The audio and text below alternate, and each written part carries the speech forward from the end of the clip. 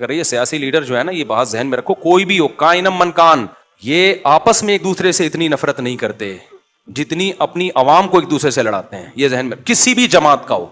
اور جب آج آپ جس لیڈر کی وجہ سے کسی دوسرے کو گالیاں دے رہے ہو اور اس کی وجہ سے اس کو گالیاں دے رہے ہو، یہ ذہن میں رکھنا کل ان کا مفاد ہوگا نا، یہ ایک دوسرے کے ساتھ بیٹھ کے جھوٹی چائے پی رہے ہوں گے. ہم نے ماضی میں یہ بہت دیکھا ہے. یہ جو کہہ رہے ہیں نا یہ اکیلا ہے، اکیلا کوئی نہیں ہے. ابھی اکیلا ہے، اس کو ضرورت نہیں ہے، کل ضرورت ہوگی تو اکیلا نہیں رہے گا، اور رہنا بھی نہیں چاہیے. سیاست اسی کا تو نام ہے. تو یہ ان کی پالیسیاں چینج ہوں گی. آپ کیوں لڑ رہے ہو بھائی؟ لوگوں کی نیندیں اڑ گئی ہیں اس چکر میں. اپنے ابا اما سے کرو گے نا بہت زیادہ عقیدت، بہت ثواب ملے گا آپ کو، جنت دے دے گا اللہ اس بدلے میں. تو سیاست دانوں سے عقیدت ایک حد تک، اس سے آگے نکلنے کی کوشش، یہ تو نیچرل ہے، اپنے لیڈر سے محبت ہوتی ہے، ہونی چاہیے، لیکن ایک لمٹ، اس سے آگے نکلنے کی کوشش مت کرو. ان کو تو آپ جانتے ہی ہیں سامعین، یہ ہیں جناب طارق مسعود، جن کو سوشل میڈیا کے باشندے خوب اچھی طرح جانتے اور پہچانتے ہیں. بالخصوص نوجوان طبقہ تو ان کی باتوں سے خوب لطف اندوز ہوتے رہتے ہیں، کیونکہ یہ ان کے مطلب کی باتیں انہی کے پسندیدہ انداز میں پیش کرتے ہیں، جس کے نتیجے میں اپنے ہی گھر میں یہ بیچارے مطعون بھی ہوتے رہتے ہیں. جیسا کہ انہی کے مفتی ظر ولی خان نے اپنے کئی ایک بیان میں ان کو بہت کچھ کھڑی کھوٹی سنائی ہے. انہی میں سے ایک یہ بھی ہے کہ ان کے بارے میں ان کے مفتی ظر ولی خان نے کہا کہ وہ کم عقل ہے. وہ مطلب طارق مسعود کم عقل ہے، وہ بیہودہ ہے، وہ مولانا نہیں ہے، ٹیلی ویژن کا ڈانسر ہے. جی ہاں، ایسا ہی کہا ہے ظر ولی خان نے طارق مسعود کے متعلق. سنیے دیوبندیوں کے مفتی ظر ولی خان ہی کی زبانی. آپ سے میرا ایک سوال ہے کہ میں نے حضرت جناب مولانا طارق کی ایک بیان سنا، میں نے فرمایا بکرا ست کا کہا وہ کم عقل ہے، وہ بیہودہ ہے، وہ تب مولانا نہیں ہے، وہ ٹیلی ویژن کا ڈانسر ہے، اس کا نام ڈانسر لکھا کر. سامعین، اس طرح کی اور بھی باتیں ان کی طارق مسعود کے متعلق خود دیوبندی لوگ ہی سوشل میڈیا پر اپنے اپنے چینل یا اکاؤنٹ سے شیئر کر کے دنیا کو دعوت فکر دیتے رہتے ہیں. اور اس طرح دانستہ یا نادانستہ طور پر یہ سوشل میڈیائی دیوبندی اپنے رہبر اور مفتی طارق مسعود کے حق میں اپنا نادان دوست ہونے کا ثبوت فراہم کرتے رہتے ہیں. لیکن سامعین، جب ظر ولی خان کے تعلق سے طارق مسعود کی رائے دیکھنی ہو، سننی ہو، تو دیکھیں اور سنیں یہ ویڈیو کلپ کہ وہ ان کے بارے میں کیا کچھ کہتے ہیں. حضرت مفتی ظر ولی صاحب قابل احترام، اللہ ان کی مغفرت فرمائے.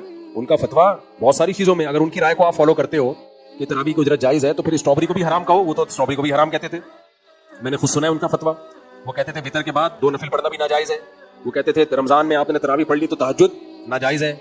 تو ان سب چیزوں میں ان کو مانو، باقیوں میں آپ ان کو نہیں مان رہے. وہ کہتے تھے اشراق بھی وہ فوراً ہی مکروہ وقت میں بھی شروع کرا دیتے تھے. میں نے خود دیکھا ہے ان کی مسجد میں، میرے سہ روزے کی جماعت میں گیا تھا میں، ابھی مکروہ وقت ختم نہیں ہوا، انہوں نے اشراق کی نماز پڑھوائی. تو ان کی رائے تھی، ذاتی رائے تھی یہ. تو پھر آپ کہو کہ یہ بھی جائز ہے. یہ کیا بات ہے؟ وہ ساری چیزوں میں آپ ان کو فالو نہیں کر رہے. تراویح کی اجرت میں پیڑے کھانے ہیں تو ان میں آپ کہہ رہے ہو مفتی ظر ولی صاحب کا فتویٰ ہے. تو یہ خواہشات کی پیروی ہے. بہرحال سامعین، بات چلی تھی سیاسی لوگوں کے تعلق سے، جیسا کہ آپ نے سب سے پہلے والی ویڈیو کلپ میں طارق مسعود کی زبانی سنی ہے.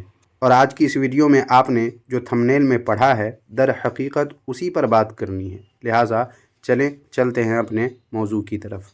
باطل کرد کریں گے ہم ہیں بریلی والے. سامعین، طارق مسعود ہی کی طرح دیوبندیوں کے ایک اور مولوی ہیں منظور مینگل. یہ جناب اپنے بارے میں کہتے ہیں کہ میں ایسا بدبخت انسان ہوں، میں بات کبھی چھپاتا نہیں ہوں، اللہ جانے اس کا انجام کیا ہوتا ہے، ہماری ماں ہمیں یہ سکھایا بھی نہیں ہے. سنیے یہ بات انہی کی زبانی. آپ بھی بتائیں، میں بھی بتاؤں، خلق خدا سلام ہو ان مولویوں کو. ہم لوگ پہاڑی لوگ ہیں، میں ایسا بدبخت انسان ہوں، میں بات کبھی چھپاتا نہیں ہوں، اللہ جانے اس کا انجام کیا ہوتا ہے. ہم لوگ پہاڑی لوگ ہیں، ہمیں اس کا کوئی پتہ نہیں ہوتا کہ اس کا انجام کیا ہوتا ہے، ہماری ماں نے ہمیں یہ سکھایا بھی نہیں ہے. یہی وجہ ہے سامعین و ناظرین کہ انہوں نے یعنی منظور مینگل نے اپنے ایک بیان میں دیوبندیت کے ابتدائی دور کے علماء دیوبند کے مابین رونما ہوئے ایک ایسے اختلاف سے پردہ اٹھا کر لوگوں کو ورطۂ حیرت میں ڈال دیا ہے کہ جس کا علم اکثر و بیشتر دیوبندیوں وہابیوں کو آج بھی نہیں ہوگا. یہ الگ بات ہے سامعین کہ اس تعلق سے کتابوں کے اوراق آپ کے اس خادم کے سامنے پیش ہیں، اور اس طرح کے اور بھی دیگر اختلافات کا جو ان دیوبندیوں کے مابین ہوتے رہے ہیں، اس کا علم آپ کے اس خادم کے پاس کافی پہلے سے ہے، جنہیں بوقت ضرورت پیش کرنے سے گریز بالکل بھی نہیں کیا جائے گا۔ لیکن سامعین، اس ویڈیو میں اور اس وقت پہلے آپ دیوبندیوں کے مناظر منظور مینگل کی سنیں کہ کیا کہہ رہے ہیں۔ اصل بات آپ کو عجیب بتا دوں، آپ لوگ بیدار رہو۔ جب ہندوستان میں علماء کے دو حصے ہو گئے، کانگریسی، حضرت مدنی رحمۃ اللہ علیہ یہ لوگ کانگریسی تھے، جیسے جمعیت والے کانگریسی ہیں، دوسرا مسلم لیگی، حضرت اقدس حکیم الامت مسلم لیگی ہو گئے۔ دونوں طرف سے علماء کی دو جماعتیں ہوگی کہ پاکستان الگ ہو یا نہ ہو، کانگریس اور لیگ، بولو کانگریس۔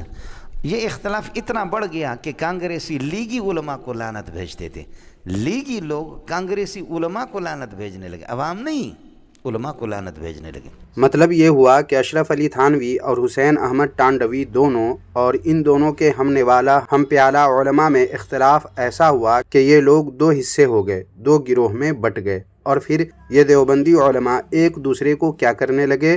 لعنتیں بھیجنے لگے، اور یہ معاملہ اتنا بڑھا کہ عوام بھی اپنے ان علماء دیوبند کے چکر میں پڑ کر ایک دوسرے کو، خواہ وہ علماء ہوں یا عوام، لعنتیں بھیجنے لگے۔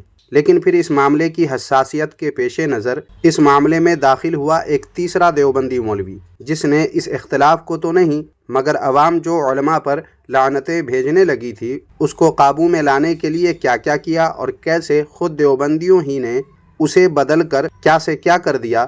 سنیں آگے انہی کی زبانی۔ اللہ تعالی حضرت اقدس مولانا الیاس رحمۃ اللہ علیہ کو غری کی رحمت کر دے۔ حضرت نے دیکھا کہ دونوں طرف سے عوام بھی دو جگہ بٹ گئی، لیگ میں اور کانگریس میں، اور جو لیگی عوام ہے وہ کانگریسی علماء کو لعنت بھیجتے، اور کانگریسی عوام وہ لیگی علماء کو لعنت بھیجتے۔ تو حضرت نے 6 نمبروں میں سے حضرت نے چوتھا نمبر مقرر کیا اکرام علماء۔ یہ کیا تھا؟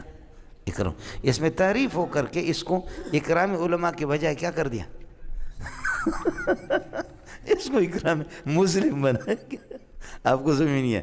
اب اگلے مرتبہ اس میں میرا مشورہ یہ ہے کہ اکرام انسان، پھر اس میں ہندو بھی داخل ہو جائیں گے، اس کے بعد پھر تعمیم کرو اکرام حیوان، گدھے گھوڑے بھی داخل ہو جائیں گے، پھر اس کے بعد اکرام جسم نامی، پھر درخت بھی داخل ہو جائیں گے، حساس جسم نامی، پھر اس کے بعد اکرام جوہر، پھر پتھر بھی داخل ہو جائیں گے۔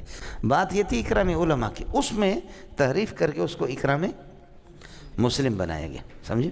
جیڑے دا پتہ خیال کر لینا۔ جو لوگ نہیں جانتے ہیں ان کی آسانی کے لیے بتا دوں کہ تبلیغی جماعت والوں کے لیے یہ کتاب لکھی گئی، جس کا نام آپ دیکھ سکتے ہیں، کیا ہے؟ 6 نمبر کی محنت، اور اس میں جن 6 عنوانات پر بات کی گئی ہے وہ بھی درج ہے، جیسا کہ آپ پڑھ سکتے ہیں۔ اسی میں آپ دیکھ لیں، چوتھے نمبر پر ہے اکرام مسلم، حالانکہ بقول منظور مینگل یہ اصل میں کیا تھا؟